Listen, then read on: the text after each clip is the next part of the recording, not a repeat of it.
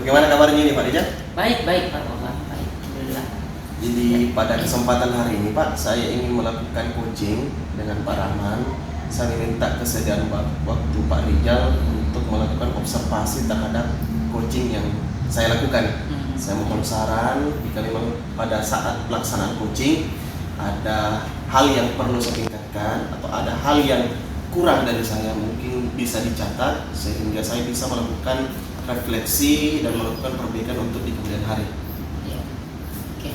Baik Pak Wawan, jadi pada saat proses coaching sebentar dengan Pak Rahman, apa nih kompetensi yang ingin dicapai dari proses coaching ini? Jadi terkait mengenai proses coaching yang saya ingin lakukan nanti, saya ingin menggali lebih jauh terkait mengenai permasalahan yang dihadapi Pak Rahman, sehingga permasalahan itu nantinya si Pak Rahman sendiri atau sebagai coach dapat menemukan dan mencari solusi dari permasalahan yang dia dapatkan di dalam proses pembelajaran itu. Oke, gitu ya. Ya baik, Pak Rahman sudah siap ya? Sudah siap. Baik, oke. Mohon izin Pak, Siap, sebagai silakan. saya ingin memulai coaching.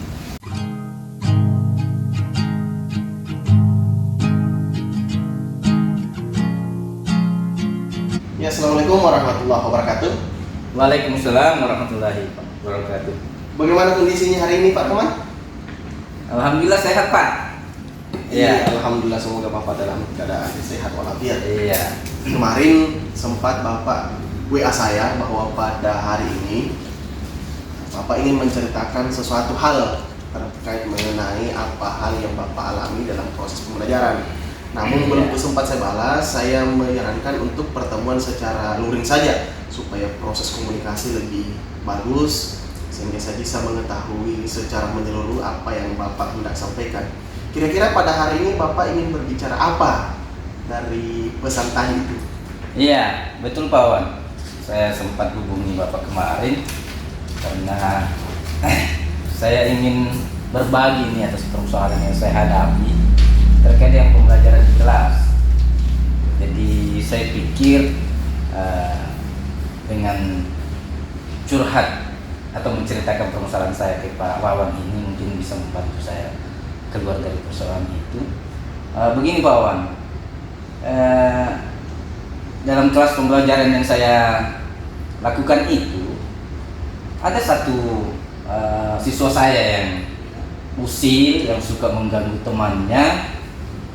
Bahkan lebih parahnya lagi, siswa saya itu membuat catatan kertas di kecil, menulis kalimat-kalimat mengejek, lalu ditempel di belakang bajunya temannya. Jadi pada saat temannya yang di tempat menempel itu berjalan, maka satu kelas ketawa membaca kertas tulisan itu. Jadi suasana kelas di dalam kelas saya itu riuh akibat ulah dari satu siswa ini. Saya pikir, ya bagaimana ya menghadapi siswa seperti ini? Mungkin Pak Wawan bisa membantu saya. Oh iya Pak, jadi terkait mengenai permasalahan itu, kira-kira pada pertemuan kita hari ini Pak, apa tujuan sebenarnya ingin Pak Rahman dapatkan? Iya, saya sih menginginkan agar supaya satu siswa saya itu pada saat proses pembelajaran berlangsung tidak membantu temannya, apalagi berbuat seperti itu. Sementara teman-teman yang lainnya saya perhatikan juga sudah fokus, tapi satu siswa ini yang senantiasa usil. Jadi itu saja yang saya inginkan sebenarnya. Satu siswa saya itu bisa fokus pada pembelajaran yang saya berikan Pak. Iya, berbicara mengenai tujuan Pak Rahman, berarti ada ukuran keberhasilan yang ingin dicapai pada percakapan kita. Kira-kira setelah percakapan ini, apa yang Bapak dapatkan atau apa ukuran keberhasilan pada percakapan ini? Iya, jadi salah satu indikator keberhasilan dari setelah kita percakapan ini adalah bagaimana saya melihat siswa saya itu tidak melakukan hal-hal yang mengganggu temannya di dalam kelas dalam proses pembelajaran, sehingga tujuan pembelajaran yang saya lakukan dari kelas itu bisa tercapai. Jadi saya kira itu indikatornya. Di samping itu teman yang diganggu itu, yang merasa terganggu itu tidak trauma secara psikologis terhadap ulah dari satu temannya ini. Ya. Iya. Berdasarkan apa yang Bapak ceritakan terkait mengenai seorang siswa yang sering mengganggu temannya tersebut dengan menempelkan kertas di punggung temannya sehingga temannya tertawa dan riuh di dalam kelas. Pada posisi Bapak saat ini, Bapak mengharapkan posisi anak tersebut bagaimana di dalam kelas? Ya, Idealnya. Ya, idealnya yang saya inginkan adalah siswa saya itu pada saat pembagian tugas kelompok itu dia juga ikut aktif dalam berdiskusi kelompoknya, aktif dalam artian ikut bekerja, ikut menggali tugas-tugas dalam kelompok itu, bukan malah aktif untuk mengganggu temannya. Itu ideal, kondisi ideal kelas yang saya inginkan sebenarnya Pak Wawan. Iya Pak, terkait mengenai gangguan terhadap temannya ini, kira-kira kata-kata apa yang biasanya dituliskan di dalam kertas tersebut sehingga membuat riuh di dalam kelas? Iya, kata-kata yang biasa ditulis si anak ini adalah kalimat atau kata-kata yang lucu, bahkan cenderung mengejek, dalam tanda kutip. Kata-kata tersebut bisa memancing suasana riuh kelas, bahkan malah kata-kata yang ditempel di bajunya temannya itu mengandung unsur ejekan personal atau pribadi kepada temannya itu. Anggaplah kata-katanya misalnya si ini apa ya, artinya intinya kata-katanya itu mengandung ejekan lah, begitu Pak Wawan. Iya. Untuk saat ini Pak, setelah kita melihat situasi tersebut di dalam kelas bahwa anak ini mengganggu temannya dengan kata-kata yang membuat riuh di dalam kelas, kemudian apa kemungkinan peluang yang bisa Bapak lakukan sehingga anak ini sesuai dengan pemikiran Pak Rahman aktif di dalam proses pembelajaran, tidak mengganggu temannya? Iya, yang saya akan lakukan menghadapi siswa saya yang seperti ini, saya akan fokus menghadapi si anak tersebut. Dalam proses pembelajaran di kelas mungkin saya beri peringatan untuk tidak mengulangi perbuatannya lagi, atau setelah proses pembelajaran yang akan saya lakukan itu akan saya panggil si anak itu untuk saya lakukan pembinaan berupa praktek segitiga restitusi untuk supaya anak tersebut memahami dan menyadari kesalahan-kesalahan pelanggaran yang dilakukan untuk dia tidak ulangi lagi. Itu yang saya coba lakukan intinya Pak Wawan. Terkait mengenai rencana Bapak yang hendak lakukan tadi, bahwa apa sih yang menjadi ukuran keberhasilan dari pelaksanaan rencana yang Bapak sebutkan tadi? Iya, jadi ukuran keberhasilan yang akan nampak dari apa yang saya lakukan nanti itu adalah bagaimana si siswa ini yang sering mengganggu temannya ini pada pembelajaran berikutnya dia sudah tidak melakukan atau sudah tidak usil lagi kepada temannya.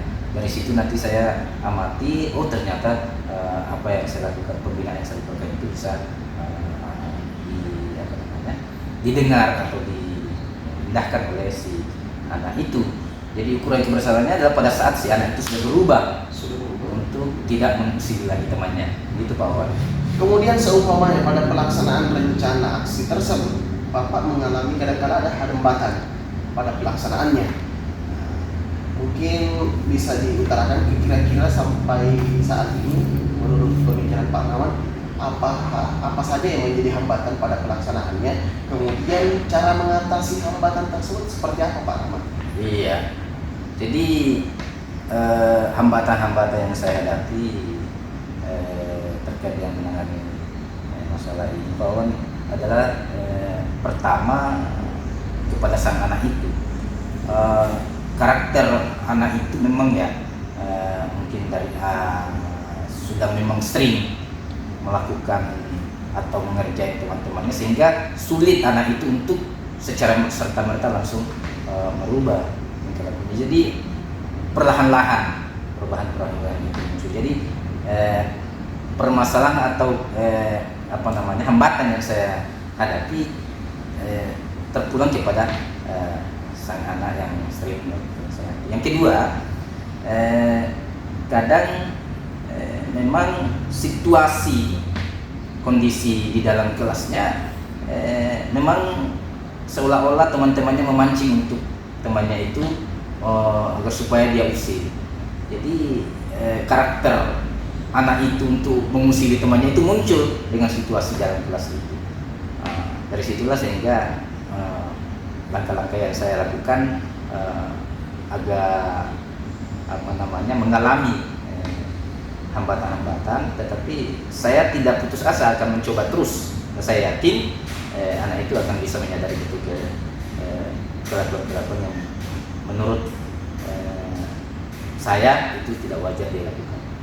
Kemudian terkait mengenai komitmen Bapak pada pelaksanaan segitiga restitusi terhadap aksinya bagaimana? Iya, tentu saya akan melakukan aksi secepatnya karena saya tidak akan mendiamkan pelanggaran ini terhadap saya karena dampaknya akan meluas.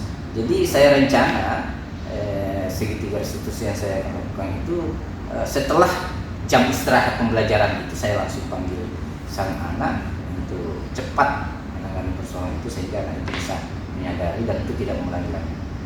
Jadi secepatnya pada saat jam pelajaran, atau kalau misalnya pada saat jam pelajaran itu saya tiba-tiba ada kesibukan lain, saya akan memanggilnya pada besok hari. Kemudian Pak, pada komitmen yang telah Bapak utarakan, dengan berbicara mengenai siapa yang hendak membantu Bapak, kemudian apa saran atau upaya yang mendukung terhadap komitmen Bapak dalam menjaga hal tersebut. Kira-kira ada yang membantu tidak Bapak pada pelaksanaan segitiga restitusi? Kemudian Bapak mendapatkan dukungan yang seperti apa? Ya, tentu saya ingin mendapatkan dukungan dari teman-teman saya, khususnya dari wali kelas sang anak ini, untuk membantu saya menerapkan segitiga restitusi ini dalam artian memahamkan kepada sang anak agar menyadari apa yang dilakukan itu tidak benar. Di samping itu saya menginginkan satu ruangan tertutup, agar supaya anak ini terbuka untuk menyampaikan bahwa dia melakukan itu punya alasan tersendiri. Jadi dia akan terbuka, tidak malu-malu mengungkapkan kenapa dia melakukan itu, dan apabila berada dalam satu ruangan yang tertutup. Saya kira itu Pak Rahman. Kemudian Pak Rahman, terkait mengenai apa dukungan yang telah Bapak sampaikan, bahwa terkait mengenai perbincangan kita ini, setidaknya Bapak mengharapkan tindak lanjut. Setelah pembicaraan ini, tindak lanjut yang seperti apa yang Bapak inginkan? Mungkin atau apa yang Bapak akan laksanakan nantinya? Iya, jadi saya pikir-pikir setelah saya menyampaikan curhatan persoalan saya kepada Bapak, saya berpikir untuk segera melakukan tindak lanjut dan keluar dari persoalan yang saya hadapi ini. Tentunya berangkat dari hasil percakapan yang kita lakukan pada hari ini, dan langkah-langkah yang akan saya lakukan itu saya akan proses untuk menerapkannya. Oke, terima kasih Pak Rahman. Kemudian sebelum kita mengakhiri percakapan ini, mungkin bisa disimpulkan Pak Rahman dari percakapan kita mulai dari awal tadi sehingga Pak Rahman menemukan sendiri solusinya. Mungkin bisa diceritakan secara singkat saja apa-apa hasil perbincangan kita pada hari ini. Iya, saya mengambil kesimpulan dari hasil perbincangan kita ini bahwa pada dasarnya sebenarnya anak yang sering melakukan sering mengganggu temannya itu tentu punya alasan tersendiri. Jadi kita harus menggali mengapa sehingga anak itu melakukan itu, dan tentu juga kita harus melihat kondisi teman-temannya, siswa-siswa yang lain, jangan sampai teman-temannya sendiri yang memancing sehingga si anak ini berbuat rusuh. Jadi kesimpulannya adalah bagaimana seorang guru tentu memahami betul bahwa siswa itu melakukan ini karena memang ada kebutuhan yang dia inginkan. Apakah dia ingin mencari perhatian, apakah memang secara sudah menjadi karakternya dia. Jadi tentu kita guru bisa menyesuaikan setelah mengalami kondisi seperti itu. Ya. Kemudian Pak Rahman, terakhir ini, Ya. bagaimana perasaan Bapak ketika kita melakukan percakapan pada hari ini? Apa yang Bapak rasakan? Alhamdulillah, perasaan saya setelah kita berdialog ini, saya mulai menemukan titik temu, titik terangnya bahwa dari hasil diskusi kita ini, langkah-langkah yang saya akan tempuh itu secara positif bisa membuat anak-anak yang usil itu bisa setidaknya sedikit merubah tingkah lakunya yang sering mengganggu temannya itu. Jadi hasil wawancara kita ini membuat saya bahwa nantinya apa yang saya lakukan itu pada dasarnya bisa untuk menyelesaikan persoalan yang saya hadapi. Demikian Pak Wan. Saya sangat senang mendengar ini Pak Rahman Ya. terkait mengenai apa hikmah yang Bapak ambil pada Ya. dialog kita ini. Saya berharap semoga Bapak terus memenuhi kebutuhan peserta didiknya. Ya. Berdasarkan permasalahan tadi, Bapak telah menemukan solusinya. Mungkin pada kesempatan kita akan berdiskusi lagi Pak ya, terkait mengenai problem yang Bapak hadapi. Mungkin cukup sekian. Saya ucapkan terima kasih banyak atas waktu luang yang sempat berparah untuk berbicara dengan saya. Saya ucapkan Assalamualaikum warahmatullahi wabarakatuh. Waalaikumsalam warahmatullahi wabarakatuh. Sampai. Ya.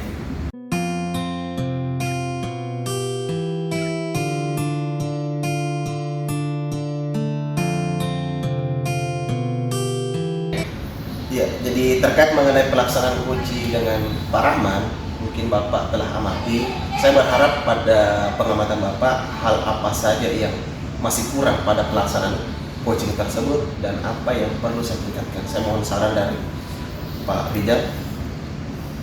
Silakan Pak Rijal. Ya baik, terima kasih Pak Wawan. Jadi ya proses coaching tadi menarik sekali, bagus ya. Banyak poin-poin yang menurut saya penting sekali untuk digali tadi dalam proses menggali informasi dari coach yaitu Pak Rahman. Nah, tetapi ada sedikit saya ini yang saya amati tadi yang mungkin perlu diperhatikan oleh Pak Wawan, kemudian ditingkatkan. Yang pertama yaitu saya melihat ini ya Pak Wawan tadi di beberapa poin pertanyaan itu tidak memperjelas pertanyaannya Pak Wawan. Ya, maksudnya tadi memperjelas, menggali informasi yang didapatkan dari si coach atau dalam hal ini Pak Rahman tadi. Misalnya kalau misalnya ada permasalahan itu kan biasanya kita memperjelas, oh ternyata seperti ini ya, begini ya, oh jadi begini Pak ya, mengulang kembali, memperjelas masalah yang disampaikan. Jadi ada beberapa poin tadi di situ yang disampaikan ya, seperti itu. Saya rasa itu saja yang sempat saya evaluasi, dan mungkin selebihnya saya sangat apresiasi, bagus ya, bagus proses coachingnya dari Pak Wawan ya. Saya rasa itu Pak yang perlu diperhatikan dan Saya sudah tangkap perbaikan. Pak, ya. Saya sudah Iya. tangkap dari apa yang Bapak amati, saya juga menyadari bahwa apa yang Bapak amati memang sangat kurang. Jadi mungkin kedepannya saya akan tingkatkan. Terima kasih Pak Rijal telah menjadi pengamat saya pada siang hari ini. Terima kasih. Saya ucapkan Assalamualaikum warahmatullahi wabarakatuh.